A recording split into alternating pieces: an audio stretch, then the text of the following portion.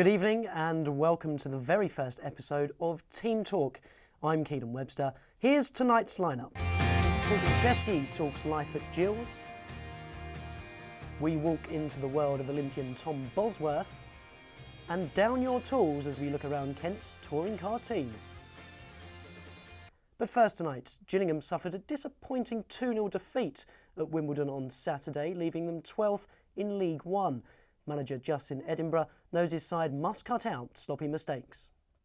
Well, I have to take responsibilities for the players that I'm putting out on the pitch, the team I'm selecting, so I can't hide behind that. But you know, it has to stop. It can't keep happening. You know, but we've got to run harder, faster, further than we did in the second half. And we've got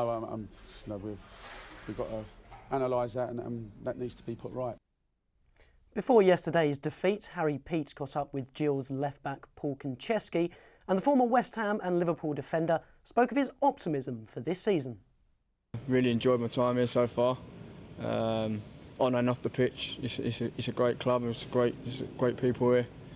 Made me settle in really easy, and looking forward to the rest of the season. I guess you could say you were the second biggest Paul to move in the summer transfer window behind Paul Pogba. What made you choose Gillingham? After meeting the manager here, it didn't take me long to decide what I wanted to do. I met him on a Tuesday, and on a Thursday evening I decided it was the right thing for me to do, and I couldn't wait to get it done and dusted and get started. There's a few young boys here, but there's some great characters and some older players as well. So the mix is really good, and I think they've got over obviously last year. They want to go again, and hopefully this could be a good season for them and for us. With the squad we've got, we're capable of easily getting promoted, and I think that's the aim for everyone situated here at Gillingham. Faversham Town were one of 5 Kent sides in FA Cup action at the weekend, hosting Egham Town.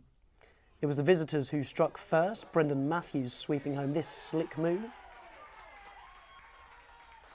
Faversham found an equaliser courtesy of Ryan Cooper, the defender nodding home from inside the 6-yard box. And with 5 minutes left, the Kent side had a chance to win the tie, but George Monger blazed his penalty high over the crossbar.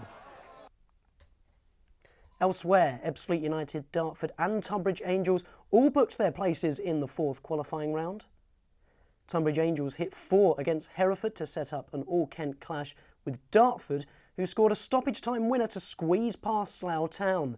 Meanwhile, Ebbsfleet go up against Mersham in the next round after their 7-0 thrashing of Havant and Waterlooville. Faversham's replay at Egham Town takes place tomorrow evening, when Margate will also attempt to progress, having seen Saturday's tie with Hastings washed out. Folkestone Invicta with a sole Kent casualty, losing 3-1 at North Lee. The final round of the British Touring Car Championship took place at the weekend. Motorbase driver Matt Jackson won the race at Brands Hatch, finishing 3rd overall in the Drivers' Championship. Michael Haffenden went to meet the team. Based in Ruton, near the Brands Hatch circuit, Motorbase Performance are a successful racing team. We met team manager Ollie Collins. Over here we've got the touring car side. We run Andrew Jordan in the Pertec livery, and we run Matt Jackson in the Duo Motorbase livery. We're one of the few teams that actually build our own shells in-house. It looks like a Focus from the outside, but it's far from it underneath. So pretty much from this point forward is racing car. From that point back is racing car. There's nothing to do with the Ford suspension-wise in here. The Ford's 2-litre turbocharged engine produces 350 brake horsepower with a top speed of up to 160 miles an hour. There is an unsung hero in the team who brings them good luck. He's Sam, my dog, from years ago. He's been dead 20-something years, but it's just something that's always been. It's a private logo. It's not an official logo. It's just something that all our vehicles carry. It's almost a good luck thing, really. It's almost a case of I don't want to take it off just in case something happens, so he stays. Despite having their most successful season in the British Touring Car Championship this year, Motorbase will be aiming for more silverware in 2017. Sevenoaks race walker Tom Bosworth surprised even himself by finishing 6th at the Olympic Games. We spoke to him about his Rio memories.